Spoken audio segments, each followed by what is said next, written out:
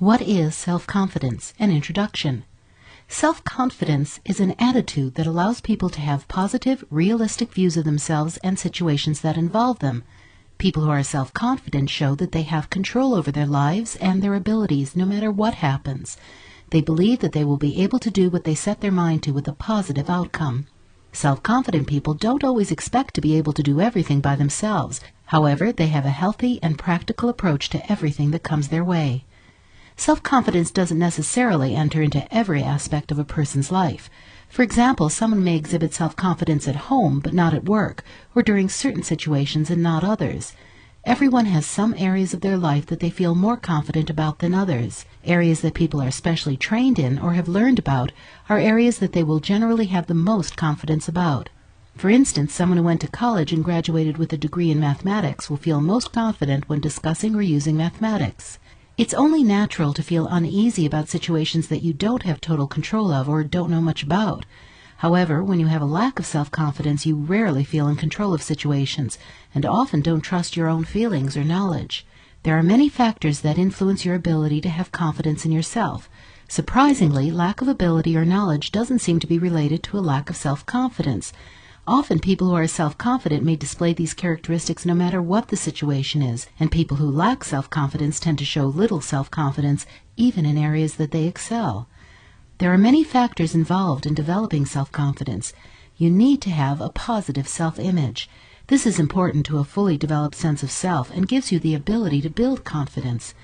Another factor is how you view the world. A positive attitude goes a long way toward feeling confident in many situations. You also need to be able to rely on your own ideas and beliefs rather than take on those of others. Many people with low self-esteem or self-confidence place too much importance on what others think. Learning to think for yourself and being able to express those thoughts to others is key to feeling good about yourself. Another factor that comes into play when dealing with self-confidence issues is how you deal with mistakes that you make. When you were a child, your parents set the tone for how you treat mistakes as an adult. Whether they yelled at you or took over for you, if they didn't let you learn naturally from your mistakes, you may be handling them poorly as an adult. Understanding that mistakes are a part of everyday life for everyone is important in developing self-confidence. The fear of making a mistake can cause you to freeze into non-action. Depression can actually stem from a lack of self-confidence. When you consistently feel self-critical about what you do and things in your life, it can lead to becoming depressed. Although depression can have many roots, lacking self-confidence can contribute to it. Everyone feels unsure or a lack of confidence from time to time. However, if you have low self-confidence most of the time, you can take action to change it. There are strategies to help you overcome your lack of self-confidence. This book will show you ways to help you become a more confident person. Building self-confidence is a process that takes effort and commitment. Learning about what causes a lack of self-confidence helps in taking action to boost it. Each chapter contains useful information about particular aspects that affect your self-confidence. Read the book as a whole or take each chapter separately as you need it. At the end of each chapter is an exercise to help you learn about yourself and practice techniques to boost your self-confidence level. Exercise. Determine your strengths and weaknesses. This exercise will help you determine your strengths and weaknesses and will help you learn more about yourself. You can refer to these lists while reading the book. List your weaknesses. Write down what you consider to be your weaknesses or faults. Use positive words instead of negative ones. Try not to exaggerate. Use descriptive language. Be as specific as possible. List your strengths. Make a list of all your strengths. Try to list as many as possible. If you have trouble coming up with strengths, ask someone who knows you well to assist you. Avoid backhanded compliments. Chapter 1. Ways we criticize ourselves. There are two types of criticism. One comes from others. They may criticize us and evaluate us. This criticism usually comes from our parents or family members. They are sometimes overly critical of us and what we do. From the time we're born, we're aware of what others think about us. We grow up wanting and needing the approval of others. First, we need our parents' approval. We learn to do things that they want us to do so that they will give us approval. These learned behaviors become our usual pattern for dealing with issues. Somewhere through the growing process, we learn to turn the criticism inward toward ourselves. Our parents may be gone, but we're still giving ourselves criticism that our parents used to. This has become so automatic that we don't even realize we're doing it. In order to change and grow, we need to change and eliminate the self-criticism. This is no easy task because this is a habit we have cultivated over a great length of time. You need to stop being critical of yourself and overly harsh on yourself. People who are perfectionists tend to be harder on themselves than they should be. If you are a perfectionist, you need to take heed and learn to allow yourself to be less than perfect. Many perfectionists avoid doing things unless they know they are good at them. This limits their ability to learn and experience new things in life. In order to build self-confidence, you need to be strong in your beliefs and not listen to criticism. This is often very hard to do. After someone has criticized you harshly, it's hard not to replay the harsh words over and over in our heads. You can listen to the criticism, take it in, but then not let it affect you. This requires some practice as you've become programmed over the years to respond to criticism. Start by becoming aware of criticism and being able to distinguish between negative criticism and constructive criticism. Negative criticism is aimed at us personally and does not include anything to help guide us in a better direction. If someone gives us a negative comment without offering a suggestion on how to improve it, this could qualify as negative criticism. Be aware of negative people who seem to get enjoyment out of tearing others down. They may not have your best interests at heart. In fact, they may be way off base when it comes to what they're telling you. This is because they may have skewed perception. They also may feel a certain amount of jealousy toward others, and the negativity stems from their own insecurities. People who have negative attitudes or who offer negative criticism should be considered toxic, and you should try to avoid dealing with them as much as possible. If you do need to deal with negative people, reassure yourself that you are worthy of what you do. Remind yourself that this person is only offering one opinion, and that you don't need to put value in that opinion. Finally, tell yourself that your opinion is really the only one that counts, and you are fine. Constructive criticism can actually provide benefits to you. Constructive criticism offers comments and follows up with suggestions for change, and is an honest attempt to help you in some way. In order for you to take in the comments and try something new, you need to be open to change. Remember, though, that the person offering the constructive criticism is also just a person with opinions, just as you are. You are free to consider their comments, but are not required to act on them. Try not to dwell on any type of criticism. Overthinking anything is usually spending too much time on something that isn't that important. Again, remember that you are the person that you have to please, and if you're happy, that's all that counts as long as you're not hurting anyone in the process. Place the most value in your own criticism, and be sparing with that as well. People can be just as harsh on themselves as they can be on others, sometimes even more so. Take care to treat yourself with respect and love as you would others. Don't be too hard on yourself. Often, if you're overly critical of yourself, it stems from parents that were overcritical of you when you were young. You may hear your parents telling you in your head when you do something wrong. Their words may still be with you today, even as an adult. Take charge of your life and become your own person. As an adult, you don't need to take criticism from others, and you certainly don't need to give yourself negative criticism. You listen to your inner critic because it has become your strategy for dealing with negative situations. You actually may feel comforted by having this voice inside you telling you how to cope with situations. To find out when your inner critic is at work, write down situations during the day where you are critical of yourself. At the end of the day, find out what role your critic played in your day and what feelings you were avoiding. Don't overanalyze. Many people that have low self-confidence tend to overanalyze every situation and conversation. Long after the fact, they are still dwelling on exactly what was said, how it was said, and what was meant by it. They tend to come up with other ideas later for how they should have responded. You don't need to analyze everything about it. Live in the here and now. In order to do that, you need to let go of any preconceived notions about yourself and others. Stop judging yourself negatively. Try to see yourself in true light. Avoid making overgeneralizations about yourself. If you've made one mistake, it doesn't necessarily follow that you will make other mistakes as well. When you overgeneralize, you use words such as never, always, every, none, nobody, everybody, etc. These words tend to lead you to incorrect conclusions. Filtering is a method we use to see the world the way we want to see it. We look at the world only through our own filter and don't believe that there is another way to see things. To change this, we need to first realize that we do it. Once we recognize that, we can try to stop doing it. Self-blame is thinking that is distorted because you blame yourself for everything, even when it isn't your fault. Sometimes you blame yourself for things that are out of your control or that you can only partially control. One way to notice that you are living with self-blame is to hear yourself apologizing often. You may notice that you apologize for things other people do that you have no control over.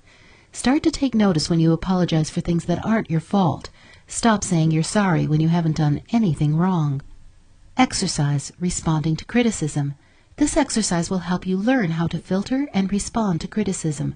Negative criticism can do damage to frail self-confidence. Keep in mind that when others criticize you, they may have their own agenda. Learn to recognize what isn't true and respond to those who criticize you. When you receive criticism, follow these steps before responding. 1. Look at the criticism objectively. Don't automatically agree with it. 2. Ask yourself what the critic is saying. Make sure you understand. 3. Is the criticism constructive? 4. Is the criticism accurate? 5. If it is inaccurate, correct the misconception with the critic. 6. If it is accurate, acknowledge it to the critic and move on. Many times, criticism has roots in accuracy, but is partially incorrect. In this case, make sure you respond to the misconceptions and acknowledge the parts that are true. When you respond to the critic, be calm and prepared. If you need to, take some time and respond later, once you've had a chance to review the situation completely. Chapter 2. Gaining compassion for yourself.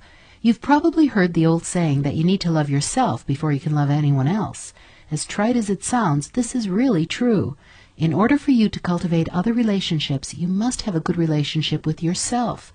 One way we defeat ourselves is by not having compassion for ourselves. Compassion means feeling empathy and having a true understanding of what you're going through. You may have compassion for others, but don't show yourself the same thing. If you don't have compassion for yourself, you may also find that you don't have compassion for others. Compassion is comprised of several factors: understanding, acceptance, and forgiveness. Trying to understand is the first step in the direction of compassion. Whether it is an understanding of something important about yourself or someone else, truly understanding gives you a fresh new perspective. Try to put yourself in the position of the other person. Understanding can bring new and different responses. Instead of the same old response, having insight enables you to break free of the usual responses. Sometimes understanding is easy, but other times it can be very difficult. If you're having trouble understanding someone, step back and take some time away. Then face the situation again. Continue to try to look at the situation until you can really understand it. Often we don't take that time and either jump to conclusions or discount the other person's view. Acceptance is an acknowledgement of the facts without making a judgment. Acceptance asks us to accept without approving or disapproving. To truly accept, you need to put aside any preconceived notions and simply accept. Acceptance of yourself means that you really accept certain things about yourself and no longer either try to change them or use them as a self-put-down. You may know the facts about someone, but need to refrain from making any judgments and know that they are who they are. Acceptance is sometimes a lacking component in a marriage. Without truly accepting your partner for who they are, you are judging and hoping they will change. Forgiveness flows from understanding and acceptance. Without understanding and acceptance, it is hard, if not impossible, to have forgiveness. Forgiveness allows you to move forward without dwelling on a situation or mistake. It does not mean that you forget it or that you shouldn't learn from it. It only means that you accept the situation for what it is and are able to look to the future. Often people get hung up on the forgiveness step because they can't move on, get stuck in the situation. They may feel as though they will forget if they move forward, so they continue to dwell on the past, going over scenarios over and over again.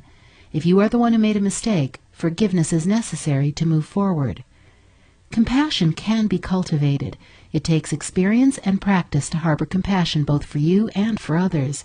Give yourself a break. When something goes wrong, don't automatically think the worst or expect the worst. Try to first give yourself a break. Think about children. We automatically treat children with more compassion than we do adults. When a child feels badly, we come to their aid. We may hug them and tell them that everything will be all right. Do the same for yourself. Instead of beating yourself up over a problem or mistake, think about nurturing yourself. In order to become compassionate, you need to work toward being more compassionate every day. You need to make a commitment to a new way of thinking. Begin by placing importance on the commitment. You will have to replace negativity with compassionate responses. These are born through understanding, acceptance, and forgiveness. When faced with a situation, work through the components of compassion. Start by asking yourself several questions to help you understand the situation, such as, what need was being met with the behavior? What awareness was an influence in the behavior? What feelings influenced the behavior? Next, make 3 statements that help you to accept without judgment. I accept them or myself without judgment for feeling of wrongdoing. I wish blank hadn't happened, but it was only an attempt to meet their or my needs. No matter the outcome of the decision, I accept the person who did it as they did the best they could. Finally, make 2 forgiveness statements about the situation. I can let it go. It's over. Nothing is owed for the mistake. Use this technique by writing down the various questions and statements each time the situation arises. Once you're used to the technique, you can go through the steps and statements easily in your mind. Remember not to skip any steps, and don't let yourself off the hook. These apply to you as well as to situations involving others. Try to remember to treat yourself well. When something bad happens, try to stop yourself from jumping to conclusions or telling yourself you're a bad person. People with low self-esteem listen to their inner voices that tell them they are bad or wrong or worthless. Stop all the negative talk. Learn to have compassion for yourself. As with many things, compassion is a positive response that can replace negative thought patterns. Choose compassion as your new habit. Throw out negative thoughts. Every one of us has both positive traits along with some negative ones. Everyone is good at some things, but also has some things they aren't as good at. Praise yourself for the positives, but use the negatives as a learning tool. In fact, don't even think of them as negatives. Anything that fits into that area should be categorized as a possibility. Learn to give yourself compliments. People with low self-confidence often have trouble accepting compliments. To start with, list all the features and qualities about yourself that you like. You can list both physical and intellectual qualities. Study the list. Add 3 more things to the list. Practice telling yourself these positive things in front of a mirror. Learn to accept compliments from others. If someone tells you they like your outfit, don't say, "Oh, this old thing." Instead, a simple thank you will do. It will do wonders for your self-confidence and will also build up the confidence of the person who gave you the compliment. Remember that you are as deserving of compliments as anyone else. Exercise for learning to feel compassion. Watch television. This exercise will help you learn to feel compassion for others. The purpose is to give you a safe and non-threatening situation to practice putting aside any snap judgments and help you get insight into points of view you normally don't get a chance to see. Choose a television show to watch that you don't usually watch. Pick a show that is totally opposite of a show you would normally see. If you usually like comedies, choose a drama. If you like game shows, choose a soap opera. You get the picture. Now, watch the show, being sure to pay close attention to it. Whenever you feel bored, irritated, or disgusted, don't turn the channel. Instead, put those feelings aside and focus back on the program. Tell yourself that even though this isn't a show you like, you can set aside your feelings and watch it. Don't be judgmental. Think about the people who regularly watch the show. What do you imagine they get out of it? Try to understand the many things that may attract people to the show. Think about what the people who watch the show are like. Chapter 3, Values in Your Belief System. If you want to increase your self-confidence, you need to know and live by your own values and belief system. People who lack self-confidence seem to take on the beliefs of those around them, agreeing with people. They may be afraid to show their true selves for fear of rejection. They may be afraid that others will not approve of them or their views and are therefore not willing to say what they really think. Instead, they go along with the crowd so they feel as though they fit in better. In reality, if you don't show your views and your own values, you aren't letting people see the real you. You are hiding behind a facade that few, if any, people can penetrate. In order to be able to show your views, you need to understand your own values and belief system. Take some time to evaluate your own thoughts and feelings about major issues. One way to do this is through journaling. Journaling allows you to write down your own thoughts and feelings every day. The more often you journal, the better you will be able to come to know yourself. Try journaling every evening before going to bed. You can write about anything that happened that day. You can then go back to your journal later to learn more about yourself. With today's hectic lifestyle, it's hard to spend time evaluating yourself. Your journal can help you to uncover things about yourself that can help improve your self-confidence. Everyone has his or her own belief system. Often, families share similar values, but even people who are related to one another may have slightly different beliefs. Make sure that you aren't just like a chameleon taking on the values or beliefs of those around you. Everyone has certain things they feel they should do, or certain ways they feel they should act. These ideas started when you were young. Often your parents told you what you should and should not do. As an adult, you may feel guilt when you ignore or dismiss one of the things you think you should do. Shoulds affect your self-confidence. They are rules you are trying to follow that may actually be unhealthy for you. Shoulds demand you to act in ways that may be impossible. You may be living with childhood shoulds. These are ideas that may have served you well as a child but need to be revised or gotten rid of entirely. How do you know what your shoulds are and how they serve you? Make a list of all the things you tell yourself you should do. Some of the things we have always told ourselves to believe may not be healthy for us. We can't be all things to all people. Healthy values are those that are flexible. There are no such things as rigid rules. Our values have to be able to reflect the unique circumstances that happen all the time. Healthy values are truly believed, not just forced upon us. When our parents told us to feel a certain way, they didn't make us automatically feel it. In order for values to be healthy, we need to take them as our own. The values also need to be realistic. If you have unrealistic values, you will never be able to attain them, thus setting yourself up for failure every time. Healthy values help enhance your life, not cause you undue stress or put restrictions on you. You need to be able to be free to follow your true self, wherever that may lead you. Values that are too nearsighted restrict you from reaching out of your small comfort zone. While staying in your comfort zone may feel good, it will not let you become your full self. Fear keeps us from straying from our comfort zone, and keeping unhealthy values gives us an excuse for staying frozen. Understand that everyone has different values and beliefs. Don't be afraid that people won't like you if they know what your beliefs are. You need to be true to yourself. Finding your authentic self takes time and diligence, but when you are true to yourself, you feel good about yourself. You can stand up for what you believe in, even if others don't see things the same as you do. Your friends and family will love you for who you are. True friends will stay with you because they know the real you. They may not agree with everything you say, but they will respect you for having the ability to stand up for yourself and state your beliefs. Beliefs are made as a response to basic needs. Your first beliefs were formed in response to your parents. The need for love and approval generated beliefs that were the same as your parents. You also look to your peers for acceptance and take on many of the same beliefs as a way to fit in. Also, you may desire to fit into a certain group because of their beliefs. All this is done rather subconsciously. Your need for physical and emotional well-being also helps form beliefs. Exercise, getting rid of your shoulds. Shoulds are things that you tell yourself you should do. This list of things has accumulated throughout your life. Shoulds have come from many sources, including your parents and yourself. Many shoulds can be eliminated from your list. These are giving you undue guilt and negative self-talk. Getting rid of them will help boost your self-confidence level.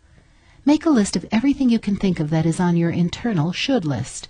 Think about all the aspects of your life and write everything down. Evaluate each item on the list. For each item, think about why it is on the list. How did it get there? Is it still valid? Is it doing any good for you, or is it actually causing negativity? Make a new list of shoulds that you can eliminate. Write down specific ways you can stop them. When you recognize a should come into play, you will need to counter it with positive inner talk to remind yourself not to listen to that should. Chapter 4, How to Handle Mistakes. Everyone makes mistakes. Nobody is perfect. You've heard these phrases many times, but have you really listened to them? Confident people know how to learn from their mistakes. You need to learn to deal with your faults in a productive way, and don't let them make you feel inferior. It starts in childhood. How you dealt with mistakes and how your parents reacted to your mistakes shapes how you deal with them as an adult. When parents give unconditional acceptance to their children, it encourages them to become independent and provides for the child to have positive feelings about themselves and their abilities. On the other hand, if the parents were overly critical or overprotective, it will damage the child's ability to develop self-confidence. As a child, you may have been punished for mistakes you made, or you may have been ridiculed or chastised. If that happens too often, the person likely goes through life trying to avoid mistakes instead of working through them. To this person, it becomes almost worse to actually make a mistake than what the mistake actually is. If you were chastised for mistakes by a parent when you were young, it is likely that you never fully developed that area of yourself that is self-acceptance. Instead of accepting that you make mistakes and move on, you may have felt it necessary to hide mistakes and to practice self-rejection after making a mistake. The good news is that you can change the way you handle mistakes that will make a profound improvement in your self-confidence. To evaluate how you were taught to deal with mistakes, you can complete this exercise. Finish the sentences below. We will then look at some common answers and review changes that can be made. Be sure to evaluate fairly. This is an exercise to be used for your learning and advancement. Some people have a hard time assessing what their parents did for a fear of betrayal. Remember that your parents weren't perfect. They did what they thought was best for you. It's your turn to make some positive changes in your life. You won't be able to move on until you understand how your parents' attitudes affect you today. Complete these sentences. Either write them down or say them aloud. 1. When my father witnessed me making a mistake, he... 2. When my mother saw me making a mistake, she... 3. When I find I've made a mistake, I... 4. When I make a mistake, I hear myself saying... 5. When I was a child, if someone told me it was okay to make mistakes, I... 6. If I was able to allow myself to make mistakes, I... 7. If I was able to show myself compassion about my mistakes, I... 8. As I begin to feel better about making mistakes, I... Here are some common responses to the questions to get you thinking. 1. When my father witnessed me making a mistake, he would get angry and yell at me, would swear at me, laughed at me or made fun of me. He would lecture me. He told me how he would do it right. He left the room. He blamed others for my mistakes. 2. When my mother saw me make a mistake, she told me I was hopeless or stupid, called me names or told me I was a baby. She got angry. She got my dad involved. She took over and told me the right way to do it. She laughed at me. 3. When I find I've made a mistake, I tell myself how stupid I am, think everyone will say I'm a loser, say that I shouldn't even try anymore, think that it's unforgivable, feel angry, cry or get emotional, try to hide my mistake from others. 4. When I make a mistake, I hear myself saying, I have become my mother or father. I am taking over for my parents. I am worse than my parents were on me. My self-esteem is devastated by this mistake. If I can't make mistakes, I can't grow. 5. When I was a child, if someone had told me it was okay to make mistakes, I would feel relieved, would not feel so bad about myself, could enjoy working without feeling so much pressure, would let myself try new things, could be more creative, would be a happier person. 6. If I was able to allow myself to make some mistakes, I would probably not make as many mistakes, would have more ideas, could let myself go, would be able to take more chances, wouldn't be so afraid to try new things. I'd accomplish more. 7. If I was able to show myself compassion about mistakes, I would be able to be myself more, would like myself more, wouldn't be depressed, wouldn't be afraid all the time, would be proud of who I am, would be my own person.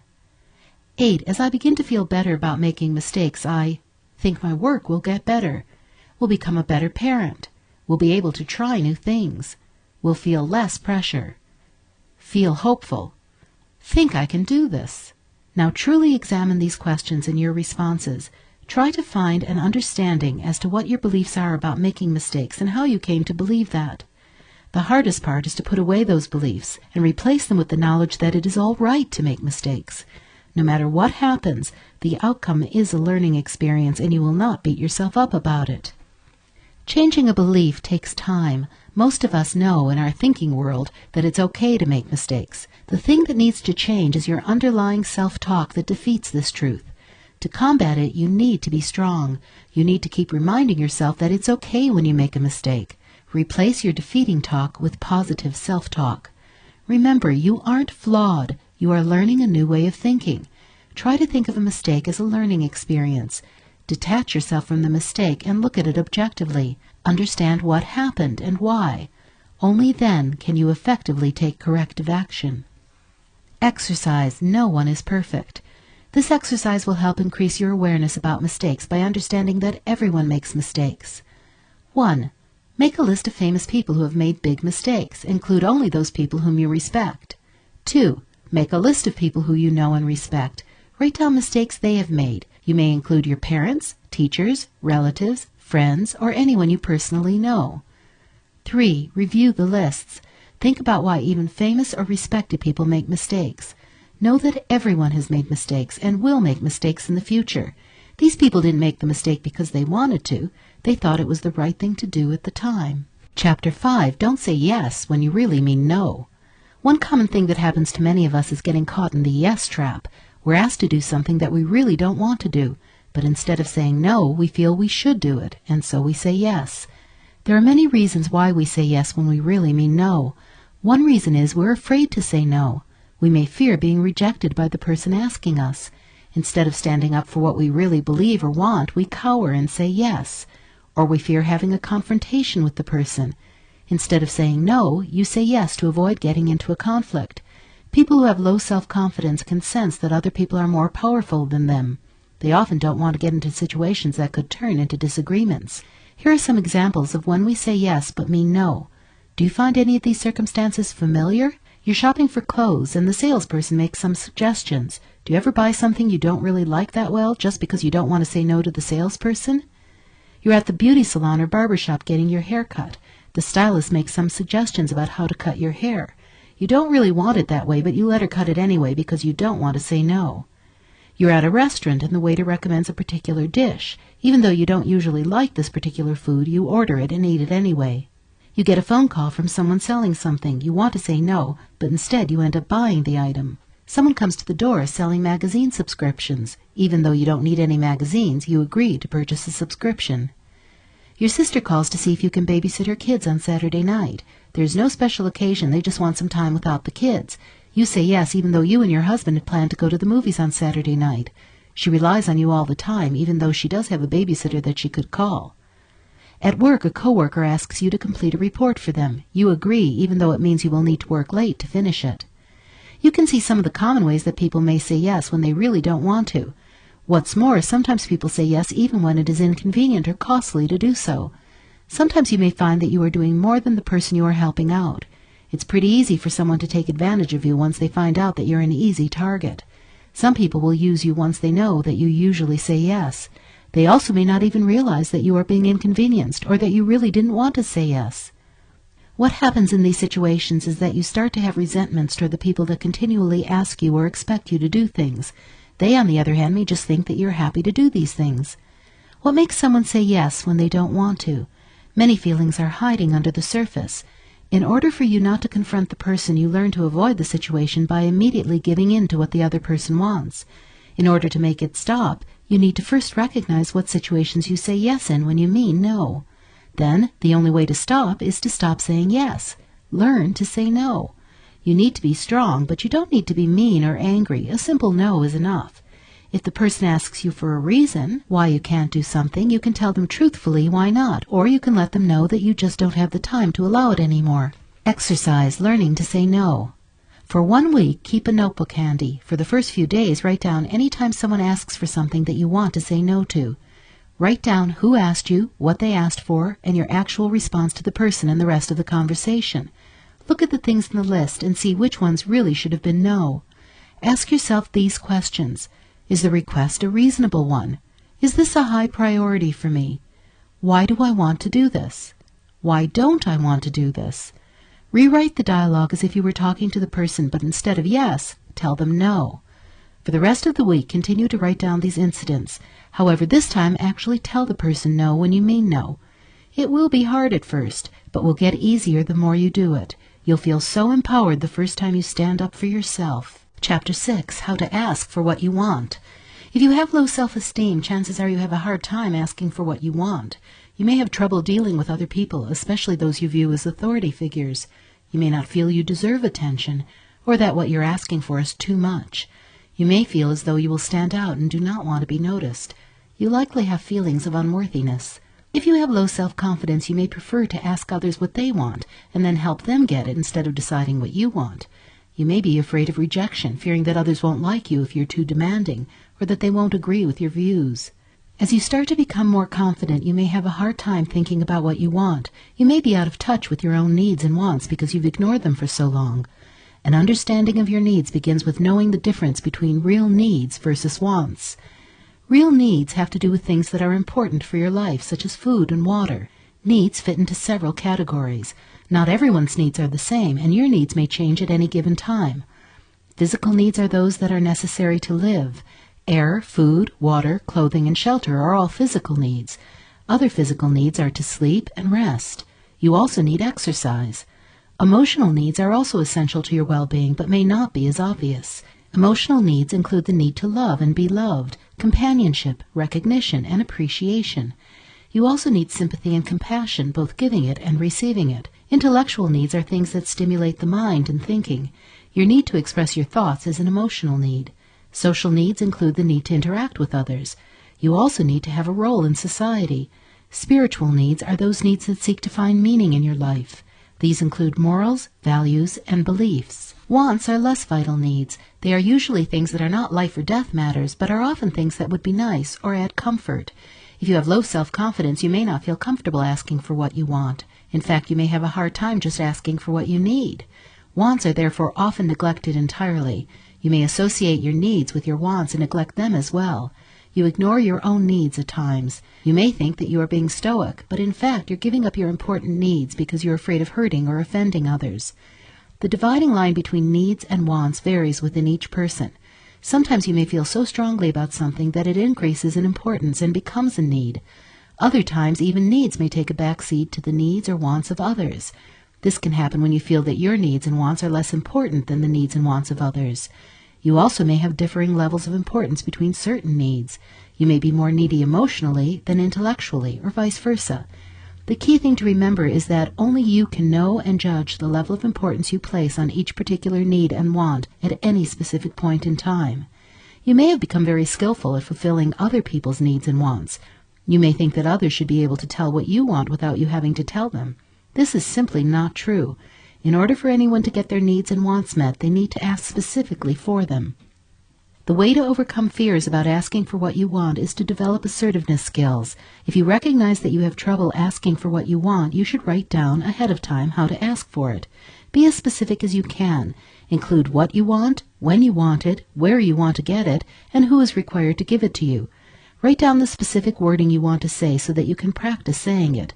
At first, try not to ask spontaneously. You will often forget and leave something out, and your need will not be met. Write down your possible responses before you get into the situation. You can also write out the same type of request for things you need yourself to do. Think of a need or want that you need to do for yourself. Write it down just as you would prepare for a conversation with someone else. Now ask yourself for this item and give it to yourself. Practicing this exercise will help you become more assertive. Practice this exercise with family members and friends. Use this technique when you deal with any uncomfortable situation. As you develop more self-confidence, you will begin to see a shift in your thoughts. You will start to be able to ask people for what you want. Ask without being demanding. You need to strive to be more self-assertive. This differs from aggressive. You may have seen someone who comes off as overly demanding and comes off as a bully. They go around making demands and act as though the world owes them something just for being here. That is the aggression. What you want to do is find a happy medium. You should be able to ask for what you want and need within reason. Sometimes we have more trouble asking for things from certain people. To find out more about yourself, make a list of the people that cause you fear. Try to think about why you fear these particular people. Think about some ways to get over these fears. One way is to confront the fear head on. If you have more trouble with a specific person, choose a want and request it from that person. Remember that it will take some practice to be able to make these requests, so have patience with yourself. Asking for what you want takes courage. It takes you being able to break through any self-doubts or hesitations and let your voice be heard. You can start small. It starts with an attitude. You need to begin to make small adjustments to your thinking patterns so that you feel good about your ideas and are willing to share them with others. Here are some tips for asking for what you want. When you're on a date or a group outing, give your opinion. Instead of just going along with the crowd, try speaking up and stating your preferences. Understand that the group together will decide what to do, so your idea may not be taken, but you'll feel better for having told everyone. Start small and build on your successes. Think of some relatively unimportant things that you can ask for. Practice asking for what you want with others. Prepare your questions ahead of time. Be specific when you ask for what you want. If the other person is unsure of what you're asking for, you may not get your needs met. Use body language to help you. Stand straight and speak clearly. Use good eye contact. Practice asking for your requests in a mirror until you are comfortable. The more often you ask for what you want and get it, the stronger your self-confidence will be. Chapter 7, Setting Goals and Breaking Habits. Habits are learned behaviors that are repeated over and over until they become like second nature. Some habits are good, others can be bad. The only way to break a bad habit is to be aware of the habit and consciously work toward changing the behavior. Negative self-criticism is a habit that you can work toward changing. So is the habit of saying yes when you really mean no. Research has shown that a habit can be changed after at least 21 days of repetition. One way to change a behavior is to replace a negative behavior with a positive reward. Every time you find yourself thinking negative thoughts about yourself, replace those thoughts with positive thoughts. Affirmations are positive thoughts that are very helpful in this type of replacement. Think about ways that you criticize yourself. Write down all the examples you can think of. You may want to carry a notebook with you and make a note each time you have a negative self-thought. Write down what you were doing and feeling when you had the thought. By reviewing the notebook, you can figure out what your worst areas are and concentrate on changing those first. Set a goal for yourself. Start with a weekly goal that you can attain. A sample goal may be to say no 3 times during the week when you normally would have said yes. For instance, the PTA chairman may call and ask you to donate some time to an upcoming event. Instead of saying yes when you really don't have the time, say no. Although you may feel guilty about saying no, you need to establish a new habit, one of saying what you really mean. After several such instances, it will become easier to do. At the end of the week, you will feel good about yourself and will be closer toward developing self-confidence. Self-confidence builds on self-confidence. The more you have, the easier it is to have more. Confidence builds on itself. Negativity tears it down. Continue to work toward changing your negative behaviors. Recognize that you won't be perfect. You'll have days that you slip back into old behaviors. Don't let that get you down. Don't beat yourself up for the slip. Instead, realize what you could have done differently and move on. Set goals for yourself. These goals should be small and easily obtainable. This will help you reach larger goals. If a goal is too large, it's easy to just stop trying to reach it. Instead, break larger goals up into smaller goals. These are more easily attained and build positive self-confidence along the way. Start by setting daily goals using your calendar. Use a to-do list if you're comfortable with it, and check off items when they're completed. Prioritize your list so you do the most important tasks first, and any tasks that don't get completed can be carried over to the next day. Tame your perfectionist side by knowing you don't need to finish everything in one day. Praise yourself for keeping on task and getting a lot accomplished. Carry over the goal setting into your personal calendar as well. Habits are learned behaviors, and you can learn to eliminate or change them. Work on one habit a month. Trying to change multiple habits at once will set you up for failure on all of them. First, you need to determine what habits you have, and then decide which ones need to be changed. Habits are formed over time as a mechanism to deal with something in your life.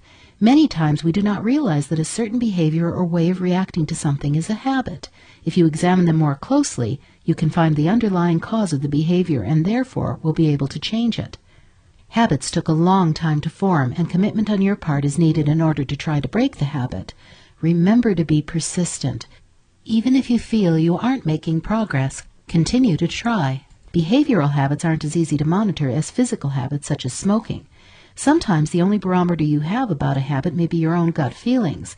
In other words, you may begin to notice that you are feeling more self-confident. You can and should enlist the help of friends or family when trying to break a habit. They can be very helpful in pointing out when you do the behavior and can support you in breaking the habit.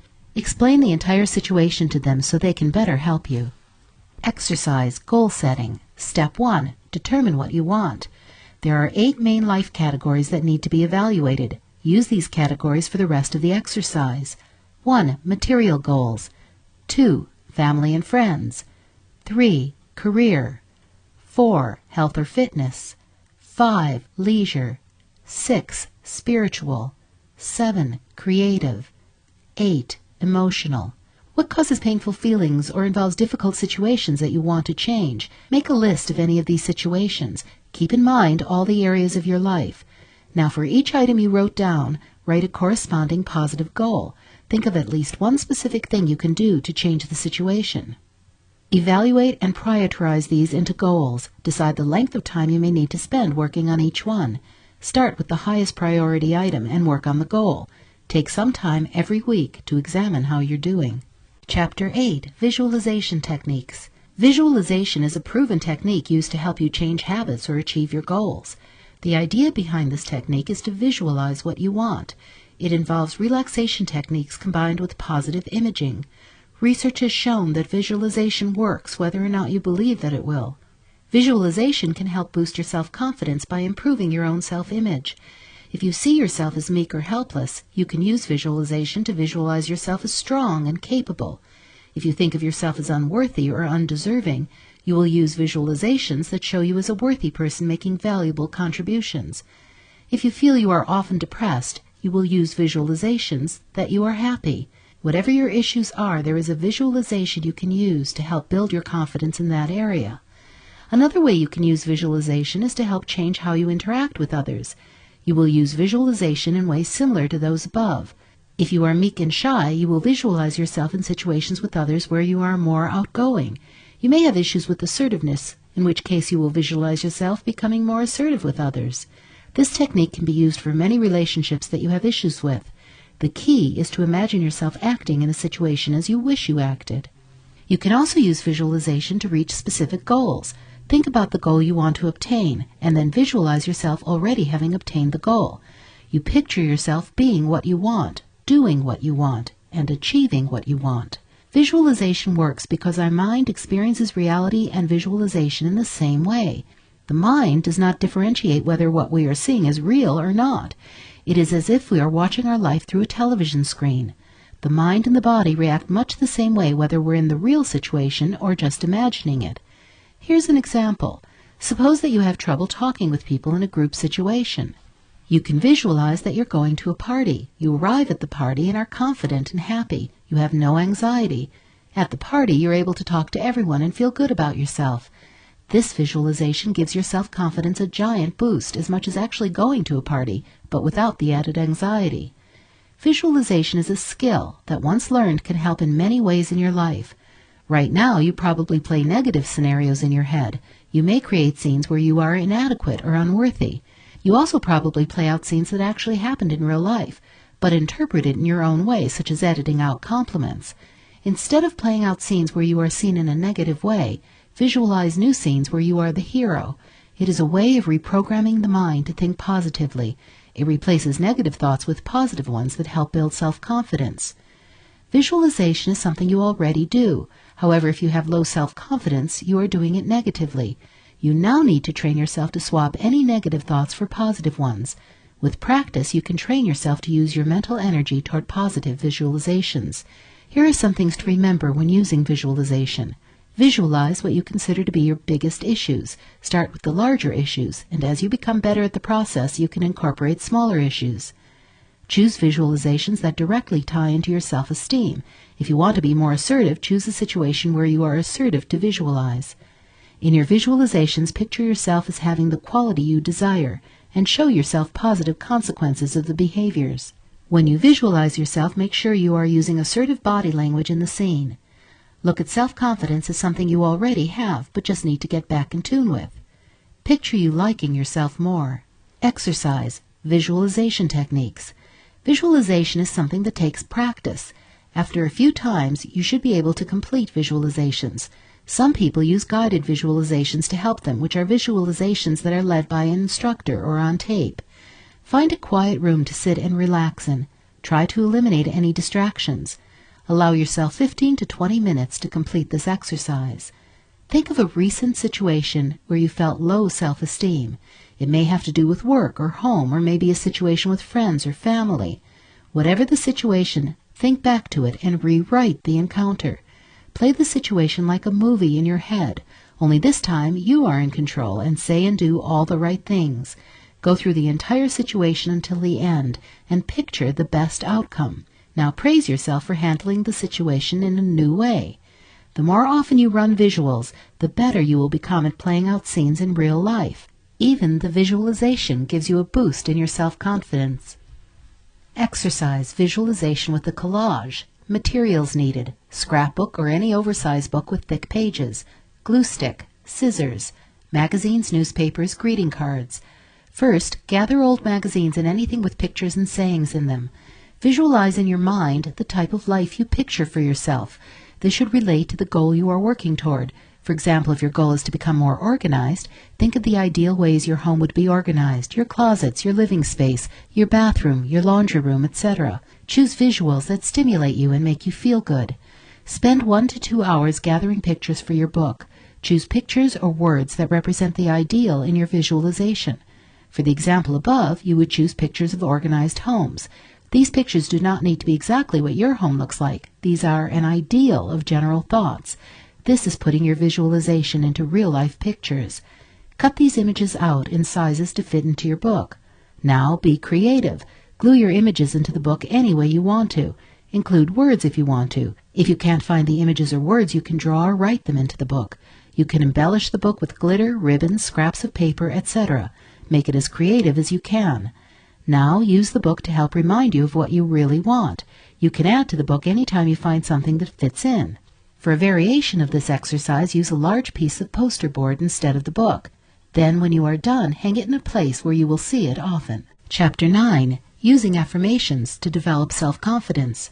Affirmations have been found to give people powerful boosts to their self-confidence. An affirmation is positive self-talk. It is a strong, positive, direct statement.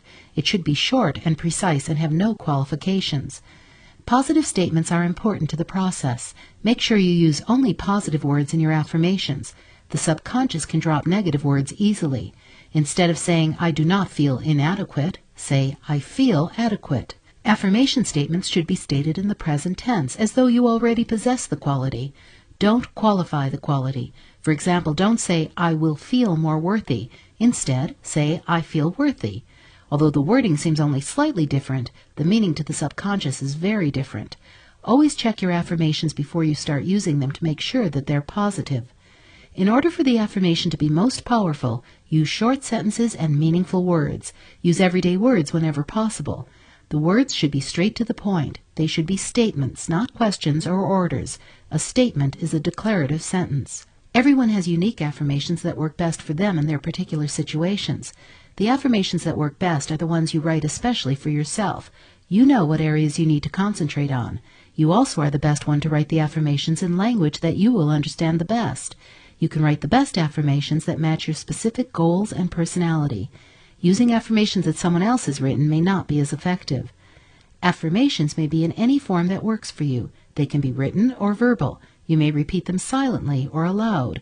You may write them on index cards to look at when you can. Write a daily affirmation on your calendar each day, or choose one affirmation to use for a longer period of time. You can mix up the affirmations as well. You may have many different affirmations that you use intermittently. Some people use sticky notes to post affirmations, or you can write affirmations on paper and tape them to places you look at often in your home. You can record your affirmations and play them in the car or on the computer or music player. To work best, affirmations need to be believable. By their very nature, we know that they are not something we have achieved yet. However, they need to be something real that can be achieved. If you make up an affirmation that is too far-fetched, you won't let yourself believe it, and it will stifle the use of your other affirmations. Here are some examples of some well-written affirmations. I am confident. I do my best. I love myself. I am happy. I am successful. When you write your own affirmations, you can include your specific goals. You can use affirmations for many things, such as to lose weight or stop smoking. Exercise using affirmation techniques.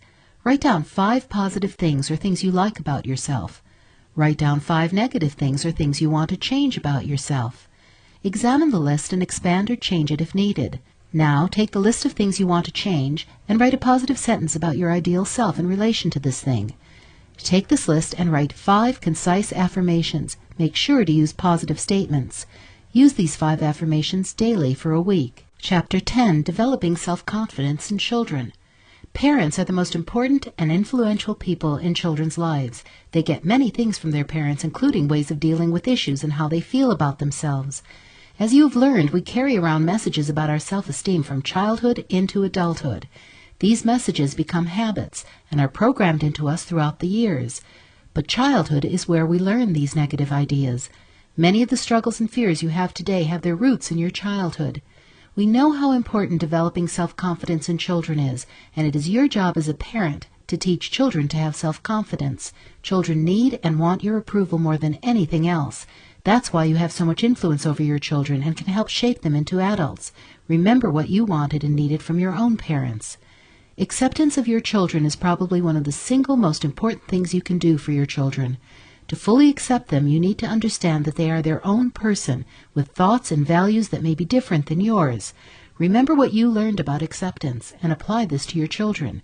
You need to see them for who they are and not have unrealistic expectations for them. Know that you will accept them for who they are. Appreciate your children and treat them as you would want to be treated. Guide them without tearing down their egos. It all starts when they're babies. Babies have a small world. Their parents are the only world they know, and they get all their needs filled by them. Holding your baby makes him feel safe and loved. Responding to his cries are the first steps to teaching self-esteem. Babies learn their worth by seeing how their parents treat them. As children get older, they will also get other influences in their life, such as teachers, caregivers, and friends. Parents and others are role models that children emulate much more than you can imagine. Practice acceptance of yourself, and your children will learn to do the same. It may be hard to see your children as they really are. Your vision of them is clouded by your love for them, as well as by your own fears and hopes. Once you can accurately see your children, you are helping build their self-confidence. You will understand them better and know what drives their behaviors. You can then see their talents and ideas and nurture them. Knowing the reasons for behaviors will help you focus on changing anything that needs adjustment, such as harmful behaviors. Reinforce positive qualities in your children. If they have special talents, skills, or interests, these are areas you can focus on. Every time that you reinforce a behavior, you increase the chances that they will behave that way again. Reinforcing positive qualities increases the child's self-confidence and worth. Reinforce positive behaviors by using praise, rewards, or recognition. Children often respond best to these three types of reinforcements. Make sure to find reasons to praise your children. Take notice of special talents and skills, and let them know you are aware of it. If your child has made artwork or was awarded a trophy, display them proudly. Provide opportunities for your child to shine. Then give praise when they do. Continually find new things to praise your children about. Of course, children also demonstrate some negative behaviors. The key to dealing with poor behavior is to understand why the child is behaving as they are. The priority of children is to meet their needs. If they're not getting a particular need met, they may act out in an attempt to get it. Think about the negative behavior and try to find ways that children can express themselves in a more positive way. When faced with difficult situations with your children, try to reinforce the positives. Give your children choices whenever possible. That way, the children feel they have some say-so in the situation. Listening to your children is an important part of showing them self-confidence. When you listen to your kids, they feel important.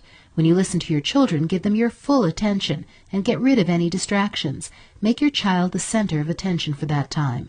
If the time is too hectic, suggest a better time that the two of you can talk so you can really listen. Practice active listening skills. Repeat and rephrase what they say so you have a full understanding. Make eye contact and show genuine interest. Ask questions so she knows you are listening and that you care. Show empathy. Help your children to include feelings in their stories. Make sure that you are your child's biggest supporter. If they're having trouble with the teacher or another child, help them deal with the situation calmly. Don't always take the other person's side. You need to be on your child's side. Let them know that you will always be there to help them through any rough times. Tips for helping children gain confidence. Teach independence. Don't just tell kids they should be independent. You need to give them the skills necessary for them to function in the world alone. These skills start small, such as tying their shoes or dressing themselves, and grow as the child grows, such as teaching them to cook or sew. Praise the child when they try something new. They don't need to be perfect at it, so don't hold out praise for perfection. Keep track of their progress. You keep track of your child's physical growth, but you should also help them see where they are growing mentally. Tell them how much more capable and skillful they are becoming. If they have a particular skill they have just learned, be sure to make it important. Encourage new experiences. Help your children overcome fear of new situations by explaining what to expect.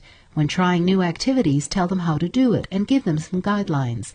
Let them help you with activities that can be used as learning experiences. Praise your child after they try something new. Be patient. Some children learn faster than others. When trying new activities, try not to put time constraints on them. Everyone learns at their own speed and in their own way. If you become impatient and yell, chances are the child will avoid that activity in the future. Teach by example. Don't just tell your child about something, demonstrate it. Whenever possible, try to show your child what you are trying to teach them. Some kids learn best by watching another person do the activity first, then emulating it. Take time for your kids. Everyone has a busy lifestyle, but you need to carve out some special time to spend with your children.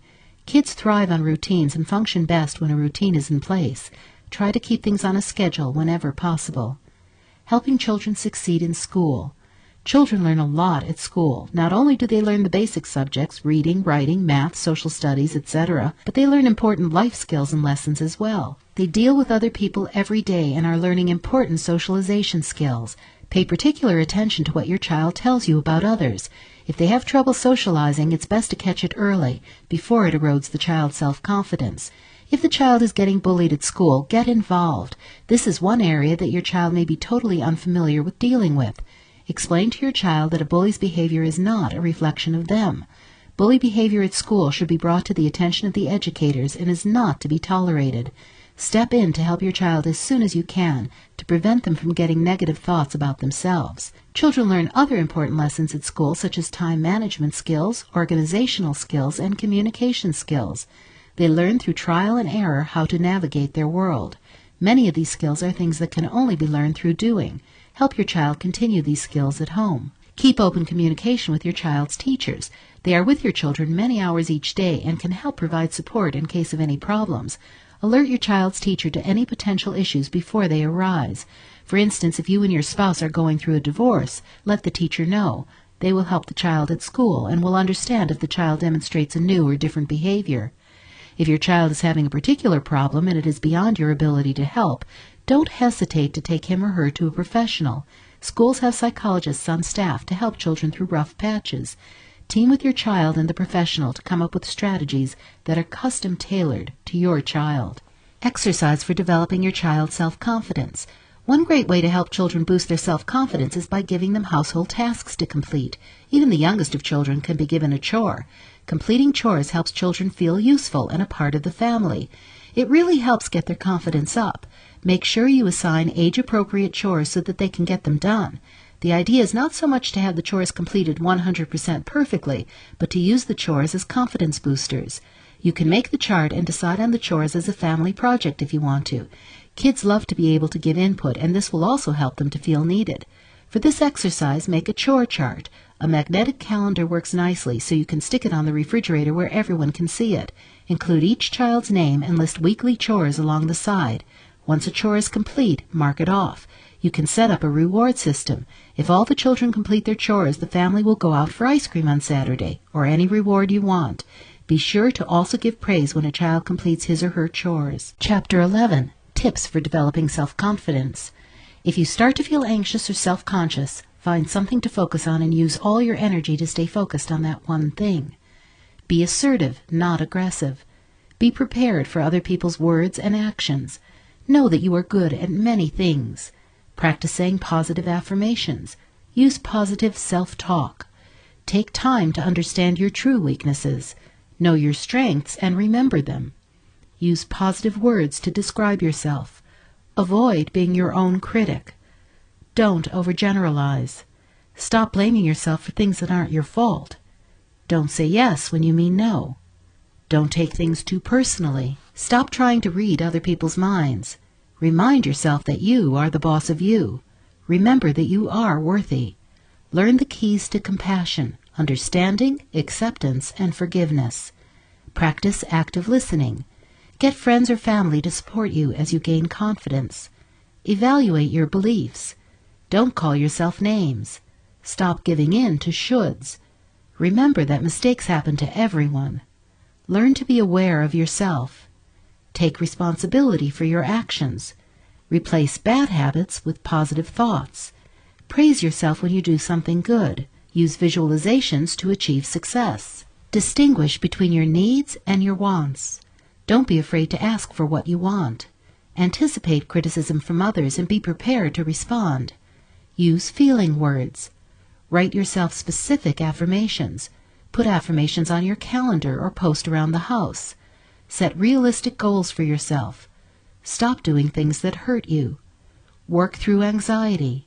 Prioritize to-do lists. Work through your fear. Use mantras to get through tough situations. Set a good example for your children. Help kids become self-confident. Praise your children when they do something good. Be a risk taker. Put a positive spin on things. Use challenges as an opportunity to learn. Break large goals up into achievable smaller goals. Don't get overly confident. Trust your instincts. Think of at least one positive trait per day. Stand up for yourself. Know that your ideas are important. Don't take on others' beliefs as your own. Connect with your family. Stop being judgmental. Practice compassion. Only take on what you know you can accomplish. Use constructive feedback to grow. Use a journal to learn more about yourself. Accept yourself for who you are. Seek professional advice when needed. Learn time management and organizational skills. Recognize when others are bullying you. And learn to stand up for yourself.